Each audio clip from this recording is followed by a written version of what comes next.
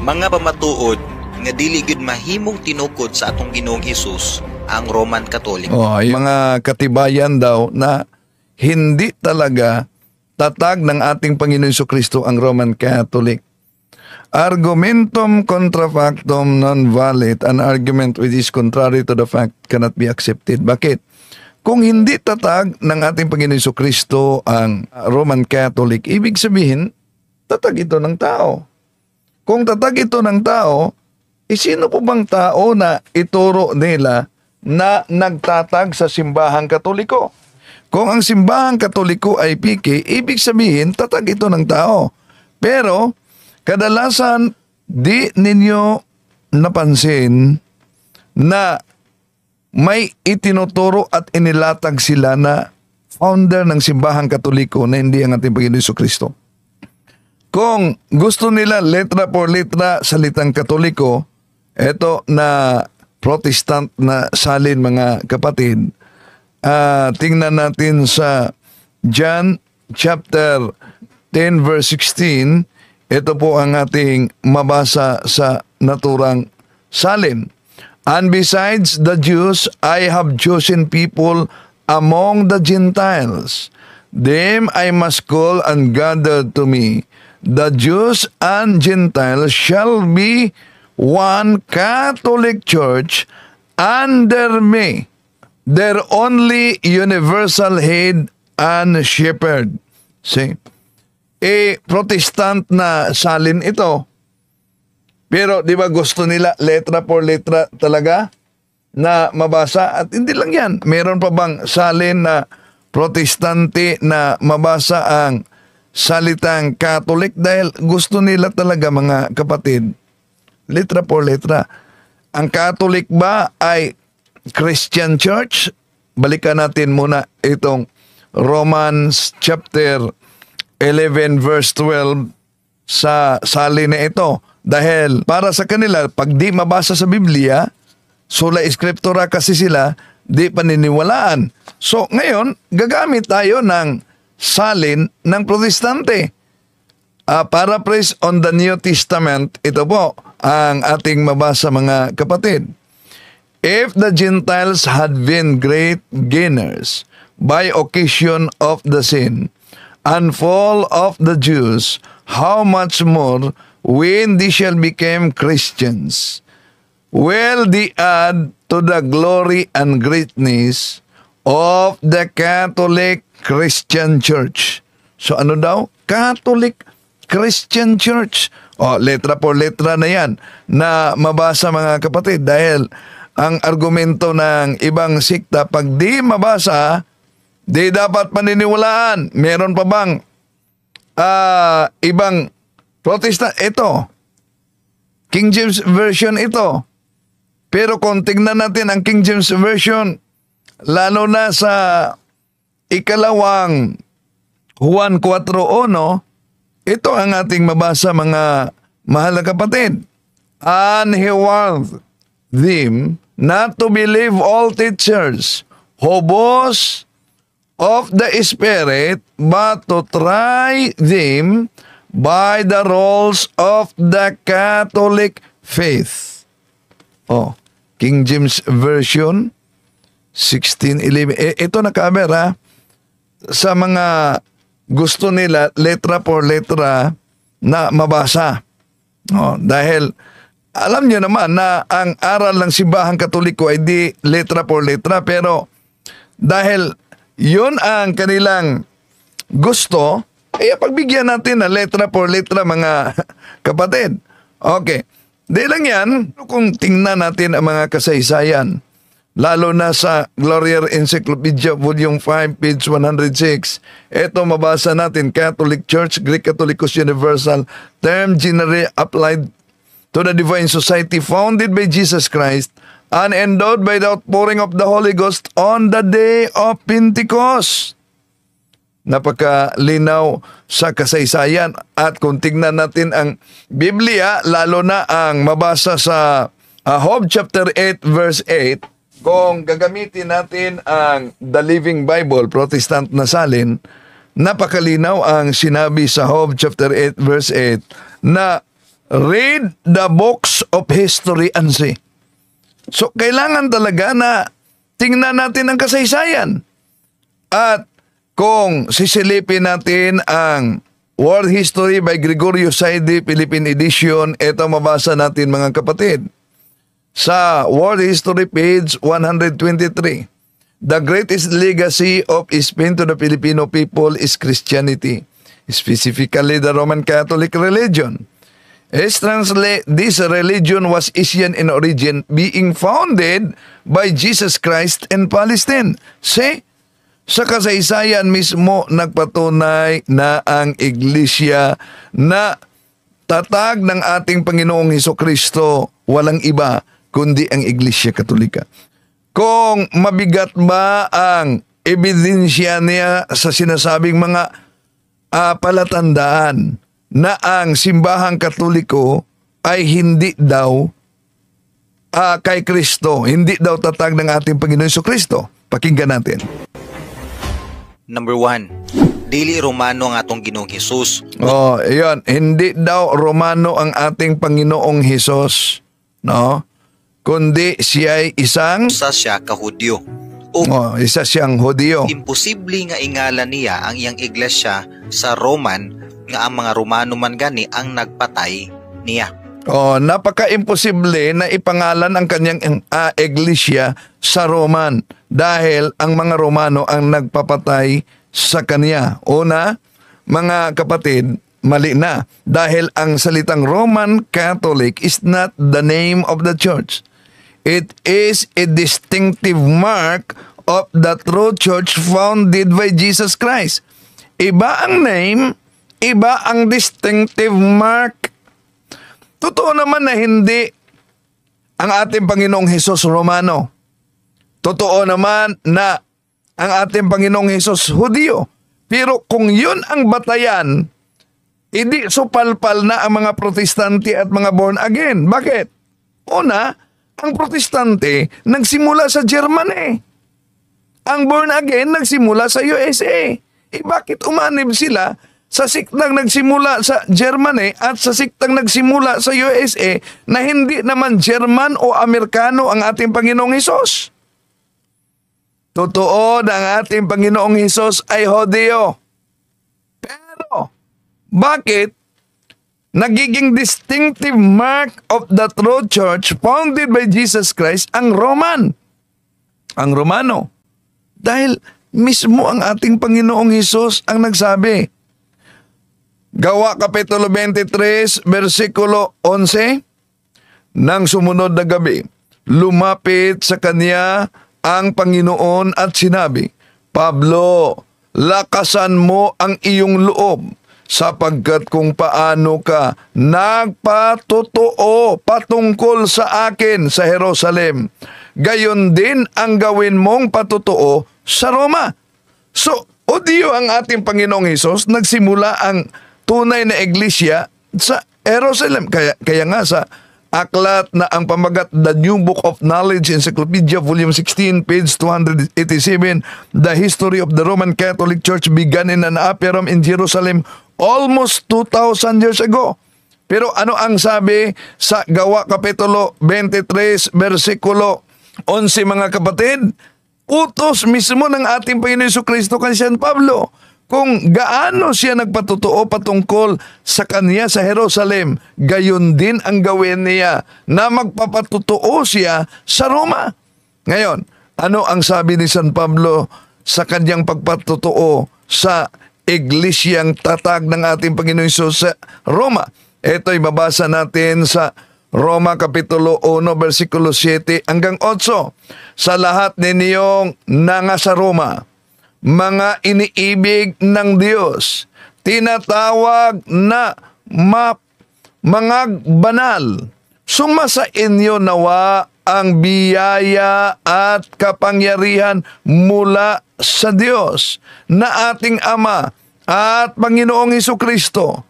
Kauna-unahan ay nagpapasalamat ako sa aking Diyos sa pamamagitan ni Hesukristo tungkol sa inyong lahat na ang inyong pananampalataya ay bantog sa buong sanlibutan. So, sinong pananampalataya ang nagiging bantog sa buong sanlibutan?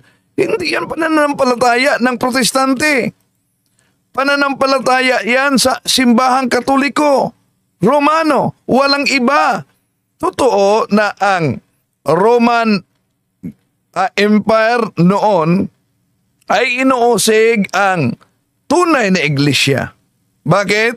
Dahil before the conversion of the Roman Empire, the religion was paganism. Sa Collier's Encyclopedia Volume 5, page 26, ito ang mabasa natin mga kapatid. Paganism was the official state religion and Christianity was suspect and Christians were subjected to persecutions. Binanggit niya ito. Importante ang pangalan sa usa ka iglesia. Tungod kay pinaagi niini, makakuha tawag ideya kung kinsa ang founder niini. Pero ang daming nagdala sa pangalang Iglesia ni Cristo, Church of Christ, Iglesia ng Diyos, Kristohanon at iba pa. Pero nagiging katuparan yan sa babala sa ating Panginoong Hesus, San Mateo Kapitulo 24:24. Na sa aking pangalan, maraming mga bula ang mga ngaral ang magdala sa aking pangalan at marami ang madadaya nila. Kaya, itong Roman Catholic, ulitin ko, mali ang sabi niya, pangalan. Distinctive name, paglalarawan sa tunay na iglesia. Bali, ito ang katuparan sa sinabi ni San Pablo sa Roma Kapitulo 1, versikulo 7-8, Hepestisomon katangilitai in holoto cosmo, na ang pananampalataya sa Roma ay lumalaganap sa buong mundo. Ayon sa New Encyclopedia Britannica Volume 10, page 146, ito mabasa natin. Roman Catholicism, a Christian church characterized by its uniform, highly developed doctrinal and organizational structure that traces its history to the apostles of Jesus Christ in the first century Anno Domini. The history of the Roman Church in the early pre-Constantinian period is essentially that of a small sect composed of recruits attracted from the lower classes of the empire. So, even during sa paganism noon mga kapatid, meron ng Kristyanismo na nakapasok sa Roma. At iyon ang sinabi ni San Pablo sa Roma Kapitulo 1:7-8 na ang pananampalataya, kayong nasa Roma, mga banal, ang tinutukoy dyan ang mga Kristiyano. Nagpapasalamat ako dahil ang inyong pananampalataya ay nabantog sa buong sanlibutan. Sino ang katuparan yan? Alang naman protestante. Walang iba kundi ang Iglesia Katolika. Tuloy natin. Unsa sila nga klase nga pundok usab. Kung Roman Catholic Church ang pangalan sa ilang pundok, pasabot nga taga Roma ang ilahang founder og dako kini og koneksyon sa Roma. Ito ay hindi na history kundi his history. Bakit? Kung nakapangalan umano Roman Church, ibig sabihin yung founder ay taga Roma.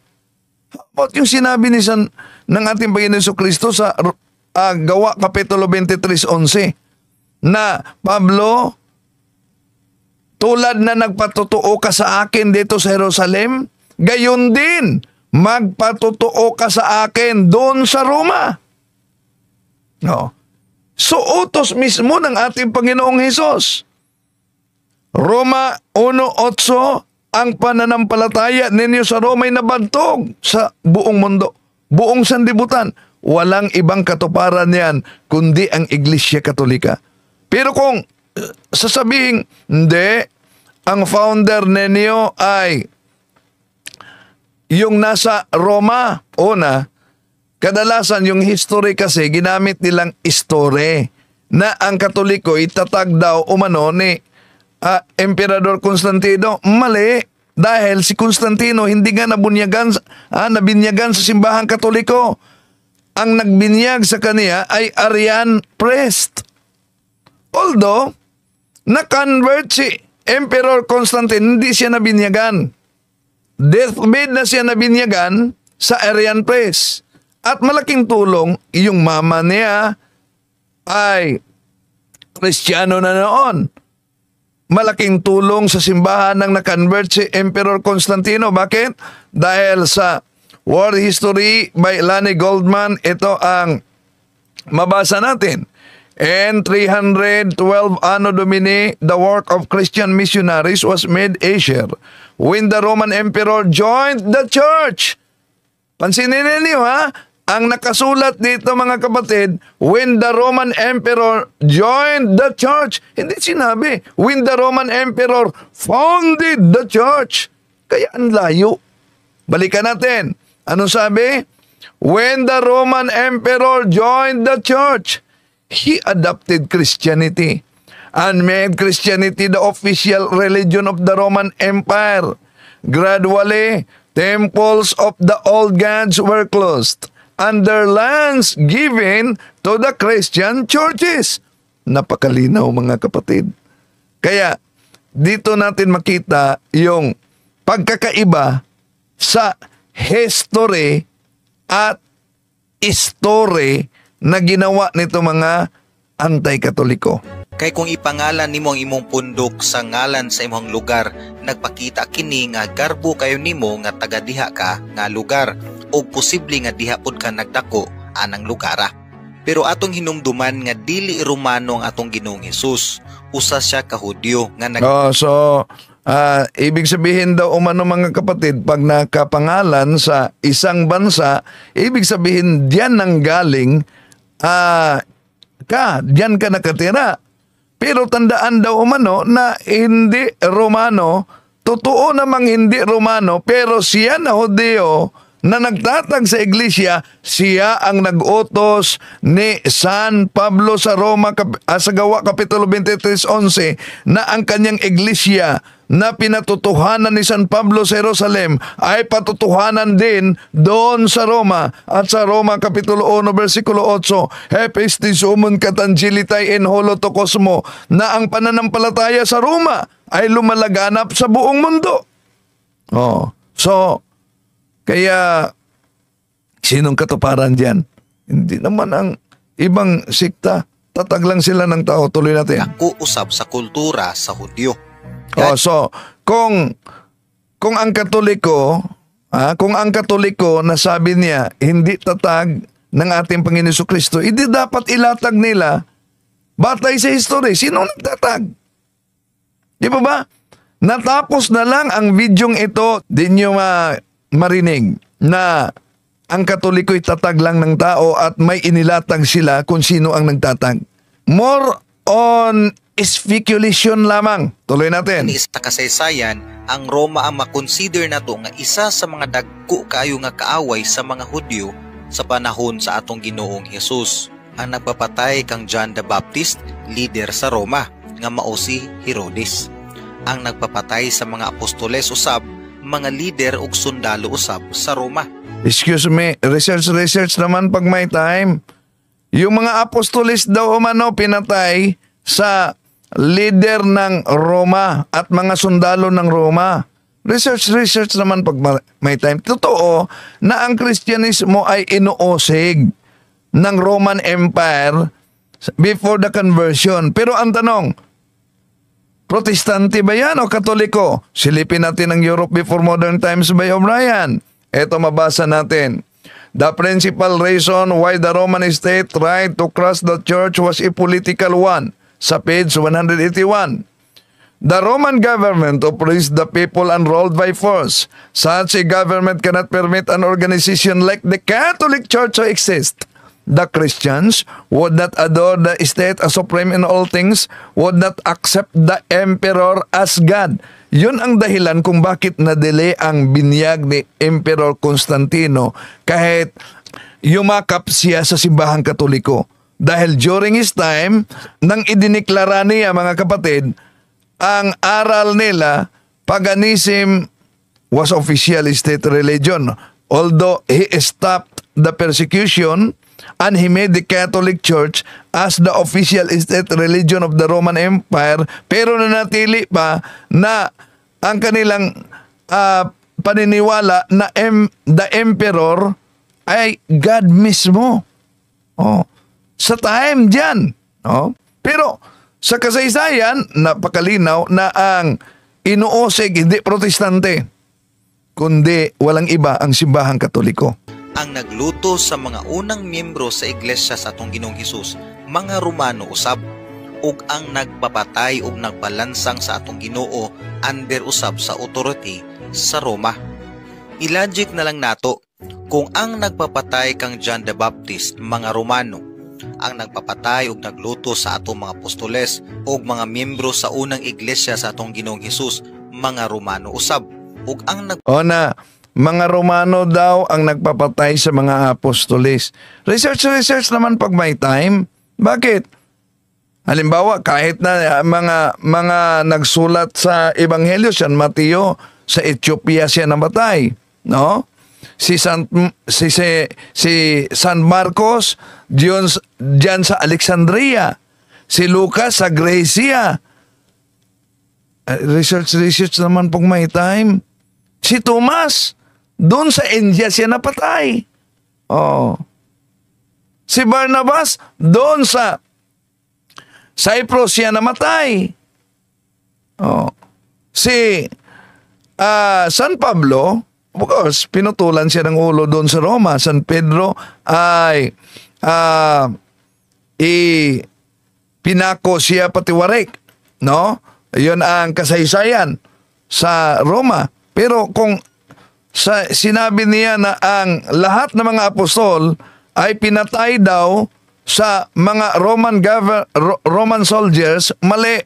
Research naman pag may time. Tuloy natin. persecute ug ang nagpalansang sa atong Ginoong Hesus sa cross, Romano usab. Ganahan kaha ang atong Ginoo nga nganlan niya og Romano, Katoliko ang iya. Kung yon ang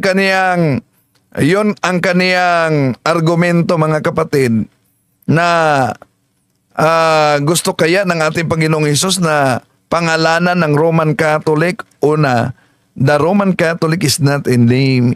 It is a distinctive mark of the true church. One of the distinctive mark. Yes. Under sa Roman Empire Iglesia. nang i-crucified ang ating Panginoong Hesus. Pero ang ating Panginoong Hesus mismo ang nagsabi sa Gawa Kapitulo 23:11. Ano sabi niya? Pablo, tulad sa pagpatotoo mo sa akin, doon sa Jerusalem, magpapatotoo ka rin sa akin doon sa Roma. At Roma Kapitulo 1, versikulo 7-8, ang pananampalataya sa Roma ay lumalaganap sa buong mundo. Katolik, Roman Catholic lang ang katuparan diyan, hindi Protestant. Number 2, ang ilang pag-angkon usab kang Peter nga mao'y ilang unang Santo Papa. Yon, ito'y puro speculation lang. Una, sabi niya dito sa mga di nakaunawa ng Cebuano, ang pag-aangkin nila na si San Pedro daw ay unang papa. Well, kung sisilipin natin, kahit nga definition ng Webster's Dictionary, page 544, alam nyo ba anong definition? Peter, masculine proper name, Simon Peter, fisherman of Galilee, one of the 12 apostles, and the first pope of the Roman Catholic Church. Ano daw? The first pope of the Roman Catholic Church. Now ngayon, kung inaangkin lang ng simbahang Katoliko ni San Pedro ay unang papa, tulad sa sinabi nila, kung ang simbahang Katoliko ay hindi maaring tatag ng ating Panginoon Jesucristo, therefore, gamitin naman ang logic at common sense. Kung hindi ito tatag ng ating Panginoon Jesucristo, tatag ito ng tao. Kung tatag ito ng tao, bakit di nila malatag? Sinong tao ang nagtatag nito? Kung hindi si San Pedro ang unang papa, therefore, merong una na hindi sa San Pedro. Ano ang papa? Sa Webster's Comprehensive Dictionary, ito mabasa na, Pope, the Bishop of Rome, the visible head of the Roman Catholic Church. Now, ngayon, sa kasaysayan, may mabasa ba na si San Pedro unang papa? Ito sa kasaysayan mga kapatid. Frank and Wagnall's Encyclopedia Volume 19, page 266. The powers conveyed to Peter by Jesus Christ were held to be able passed on the full measure of his duly appointed successors and the Roman bishopric. Ano yung Roman bishopric? Ano ang tawag? Nabasa na natin kanina mga kapatid na ang Pope ayon sa referensyang ito, Pope is the Bishop of Rome. At sa Webster's Dictionary, page 544, Peter, masculine proper name Simon Peter, fisherman of Galilee, and one of the 12 apostles and the first pope of the Roman Catholic Church. Bakit? John chapter 21 verse 15, Simon, do you love me? Then feed my sheep. Jeremiah chapter 15 verse 3, I will give you a pastor, a bishop with all my heart, and they will feed you with knowledge and doctrine. Tuloy natin. Mao kuno'y nakapahimo nilang tinuod nga iglesia sa atong Ginoo. Dako pud kayo kining imposible kayo. Malaking imposible umano na si San Pedro ang unang papa. So kung si San Pedro ay hindi unang papa, therefore merong unang papa na hindi si San Pedro. Kaya dito pa lang butata na ang ibang sikta mga kapatid. Dahil di mabasa na yung claim nila na si San Pedro hindi unang papa. Acknowledge natin si Revalo Perez R. The Bible is the first and holy book proclaimed that all apostles were called disciples. But ayon sa aklat ng protestante ni Loren Bittner, isang born again, na ang pamagat Roman Catholicism, page 103, the Roman Catholic Church produced the Bible and that we receive it from her. Kung sasabihin sa mga siktang tatag lamang ng tao na Bible alone, sola scriptura, remember the word Bible alone does not found in the Bible itself. Pero pinaniniwalaan nila yan mga kapatid. Sabi niya, wala sa Biblia ang Pope. Catholic belief is wrong doctrine out from the Bible. Well, kung ikay naniniwala kaugnay sa Trinity, may mabasa ka bang Trinity sa Bible? Kung naniniwala ka ng Bible at gamit mo King James Version, saan mabasa sa King James Version ang salitang Biblia? Di po ba walang mabasang Biblia sa loob ng Biblia? Pero pinaniniwalaan nyo, deklarasyon yan ng simbahan. The word Pope, ititle yan, titulo yan sa namuno sa iglesia. Galing yan sa Latin, Pietri Apostoli Potestatem Accipiens, Mateo Kapitulo 16-18, and so, et ego dico kiato is Petrus et soperam Petram edipicabo iglesiam yam. Kaya kung sasabihin nila, hindi talaga si San Pedro ang unang papa, gamit kayo ng history, nasa Biblia naman ang protestante. Ano sabi sa Job chapter 8 verse 8? Read the books of history and see. Kaya yung ibang sikta takot sa history. Bakit? Ayon sa isang protestante mga kapatid, na na-convert sa pagka-Catholic, si John Cardinal Henry Newman, to be deep in church history is to cease to be a Protestant. Adversely, to cease to be deep in church history is to become a Protestant. Yon. Okay, tuloy natin. Nga mahitabo. Una, ingon ang Bible nga ayaw pagtawag og titulo nga papa. Yan. Di daw umano magtawag ng titulo na papa. Una, si San Pedro, nagpakilala siya na si San Marcos ay kanyang anak. Ang sabi niya sa The Living Bible, protestante ito, una, 1 Peter chapter 5 verse 13, ito mabasa natin. The church here in Rome. Kung ang nakasulat, ang iglesia dito sa Roma, nasa Roma siya. She is your sister in the Lord. Sends you greetings, so does my son Mark. Si Marcos hindi niya anak sa bilang ama, mga kapatid, na sa mag-asawa, no? Kundi anak niya sa pananampalataya. Oh. Pero ano ang sabi ng mga born again? Dinis sa yuta, kay usa lang atong spiritual nga father, tuwa lang sa langit. Moingon din sila nga si Abraham lagi gitawag mag-father of faith. Pag-honor o pag-ilaman tong Abraham. Oh, so dito nagkontrahan na ang pahayag niya. Di pwede magtawag na ama sa pananampalataya. Pero sabi niya, si Abraham tinatawag na ama. Okay lang umano si Abraham dahil siya ay ama ng pananampalataya. Siya ang amahan sa pagtuo. Oh, yan, ama ng pananampalataya. Okay lang pala. Siya nagsugod ang kaliwat sa mga Hudyo. Yun, nagsimula daw ang kaliwat ng mga Hudyo. Ngayon, ang palaging ginagamit nila, lahat ng mga gusto sila letra por letra. Anong tawag sa kanilang mga pastor sa UCCP? Reverend. Sa mga pastor, iba, sikta, pastor o ministro. May mabasa ba kayo dahil letra por letra na nagsabi ang mga apostol, tawagin ninyo kaming pastor. Tawagin ninyo kaming ministro. Uy, wala naman. Di po ba gusto nila letra por letra?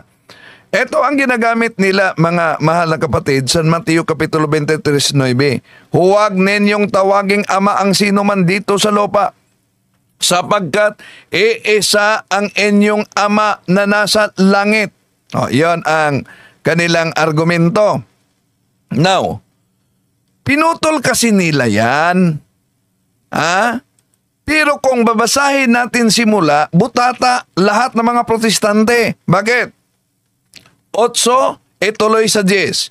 Ito ang mabasa natin, mga mahal na kapatid. Huwag kayong patawag sa mga tao na guro. Bakit sa kanila? Di ba sila tatawag ng guro? Sapagkat iisa ang inyong pinuno, si Kristo. At kayong lahat ay magkakapatid. Ito na sa 9, na paboritong-paborito nila. Huwag ninyong tawaging ama ang sino man dito sa lupa. Anong tawag nila sa papa nila? Mister. Sapagkat iisa ang inyong ama na nasa langit. Sa 10, huwag kayong patawag na mga pinuno, sapagkat iisa ang inyong pinuno, si Kristo. So dito pa lang sa talatang ito na pinutol nila, abay, guilty na ang mga protestante. Ito matawag sila ng leader, pinuno. Pero iniwasan nila ito. Ang tanong sa Biblia, ang pari ba, bawal ba, mga mahal na kapatid, tawaging ama? Research naman pag may time. Bakit? Judges chapter 18 verse 19, ito ang ating mabasa. Be quiet, they replied. Put your hand over your mouth and come with us, and become our father and priest. Are you better off as domestic priest to one man, or as priest to a tribe and a clan in Israel? So ano daw? Magiging ama ka at pari sa amin. Napakalinaw yan. Tanong, sa Biblia ba si San Pablo tinatawag ba at nagigibang ama dahil sa pagdala ng ebanghelyo o good news ng ating Panginoong Hesukristo? Kung bawal para sa kanila ang tawaging ama, hindi. Letra por letra ang kanilang interpretasyon, hindi. Ibig sabihin, mga kapatid, ang ating si San Pablo ay sumasalungat sa maling interpretasyon nila sa San Mateo Kapitulo 23:9. Bakit? 1 Corinthians chapter 4 verse 15. Ito mabasa natin. For though you may have 10,000 teachers in Christ, you do not have many fathers. Through the good news, I became your father in Christ Jesus. Ano daw? Si San Pablo mismo ang nagsabi, sa pagdala sa mabuting balita, nagiging ama ako sa inyo sa pananampalataya. Oh, dito palang butata na ang ibang sikta. At sa kaniyang pagiging ama sa pananampalataya, tandaan natin si San Pablo'y pare. Saan mabasa, mga kapatid, na si San Pablo'y pare? Kaya siya ay tinatawag na ama ng pananampalataya. Saan? Roma Kapitulo 15 versikulo 16, upang maging lingkod ni Kristo Jesus at gumanap ng tungkulin gaya ng isang pare sa mga hintil. Ipinapangaral ko sa kanila ang magandang balita ng Diyos upang sila'y magiging handog na kalugod-lugod sa Kanya dahil sila ay ginawang banal ng Espiritu Santo. Ano daw? Napakalinaw ang sabi ni San Pablo. Sabi niya na siya ay may tungkuling ganap sa isang pare at sa kaniyang pagiging pare. Nabasa natin, mga kapatid, sa unang Korinto 4:15, siya ay nagiging ama sa pananampalataya. Tanong, kung siya ay nagiging ama sa pananampalataya at siya ay nagiging pare ayon sa unang Korinto Kapitulo 4 versikulo 16, Roma Kapitulo 15 versikulo 16, siya ba ay may asawa tulad ng mga pastor at ministro ngayon? Tingnan natin. Unang Korinto Kapitulo 7 versikulo 8, datapuat sinabi ko sa mga walang asawa at mga babaeng baw, mabuti sa kanila kung sila'y magsipanatiling gayon sa makatuwid, gayay bagay gaya ko. So, San Pablo walang asawa. Pero, eto, ang objeksyon ng anti-Catholic, mga kapatid, no? Ito ang objeksyon niya. Pero kung mutawag kag title gyud sa usa ka father, di gina din pwede ihatag sa tao. Kung tawagin o manong title na father, di yan pwedeng ibigay sa isang tao. Ano ngayon? Ang sabi ni San Pablo sa 1 Corinthians chapter 4 verse 15, for though you may have 10,000 teachers in Christ, you do not have many fathers. Through the good news, I became the father in Christ Jesus. Nako, dito pa lang butata na ang sola scriptura, mga kapatid. Yon ang resulta sa Bible alone na, kapatid na si Kibuloy, di ba Bible alone? Ang resulta, siya nang may-ari sa buong sanlibutan. So, delikado talaga yung mga nagtuturo na Bible alone. Yun ang resulta na dumami ang mga sekta na tatag lamang ng tao. Katuparan sa 2 Korinto Kapitulo 11 versikulo 15, mga kapatid. Kaya mag-ingat, no? Okay, tuloy natin. Katulang na sa Dios. Ikaduha, miniusab si Pedro ug supa kini sa balaod sa Batikan sa pagkahimong Santo Papa.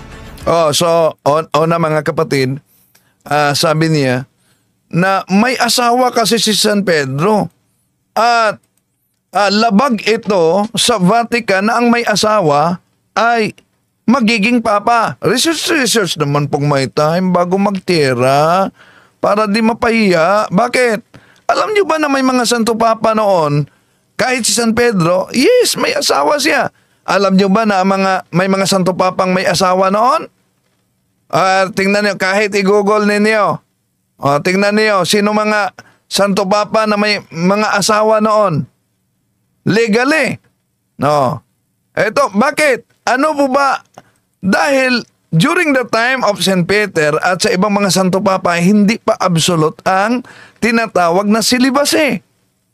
Kaya nga kung tingnan natin ang aklat na ang pamagat ay The Edge of Faith by Will Doran, page 44, ito mabasa natin.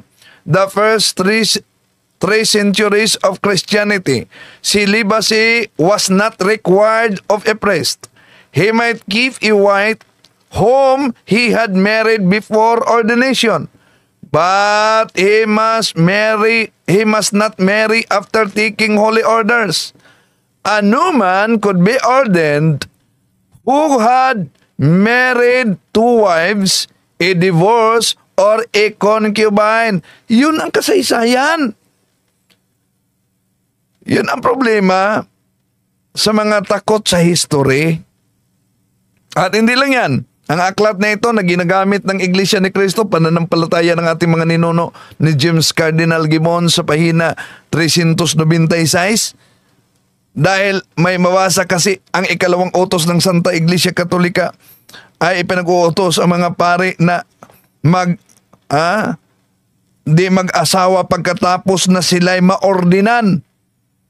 So ipinagbabawal sa mga saserdote na mag-asawa pagkatapos na sila'y maordinan. Meron yang karugtong na iniwasan sa page 395. Ito ang mabasa natin mga kapatid.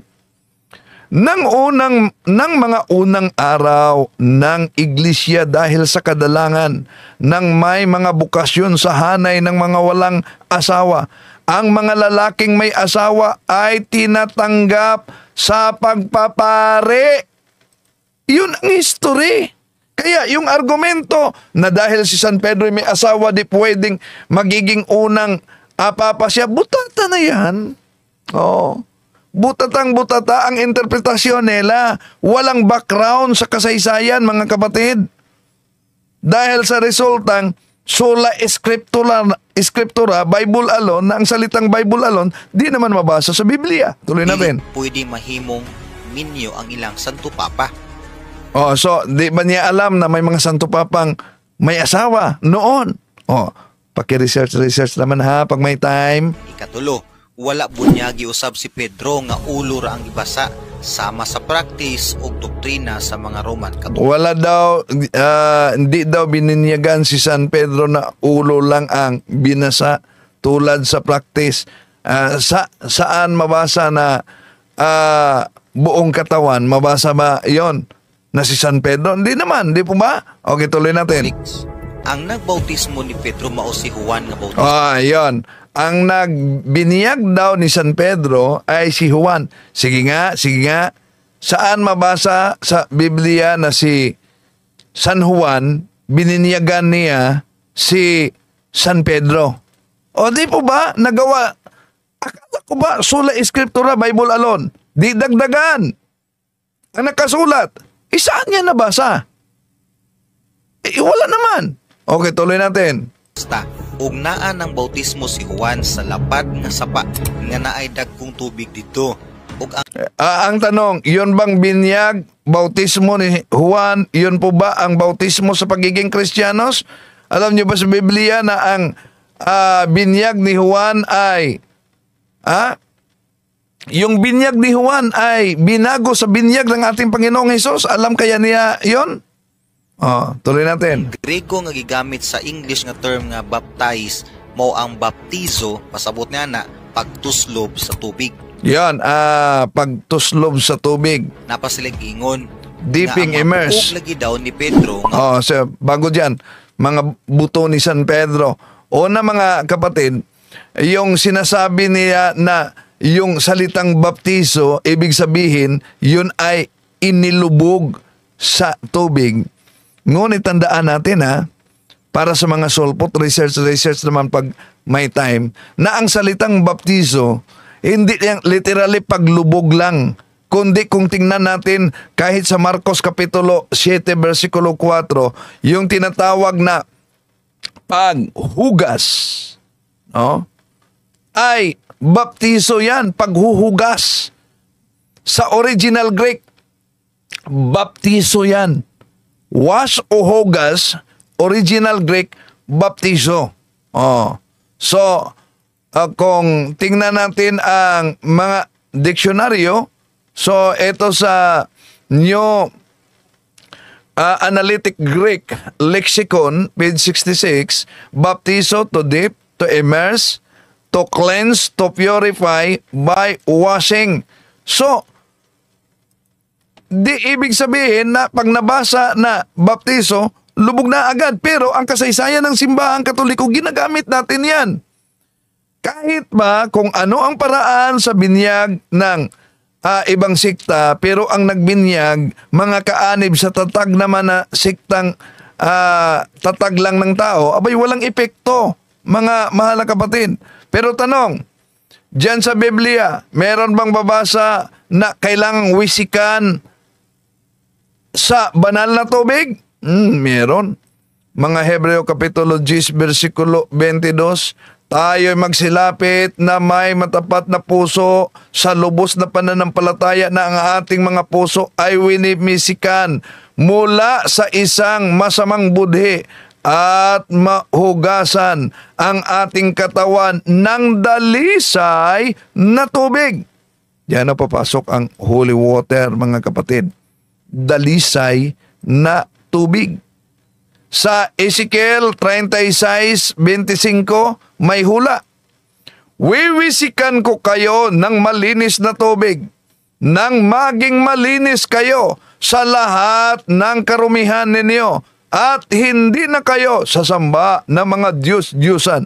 So may pagwisik para malinis, mga kapatid. So napakalinaw yan, no?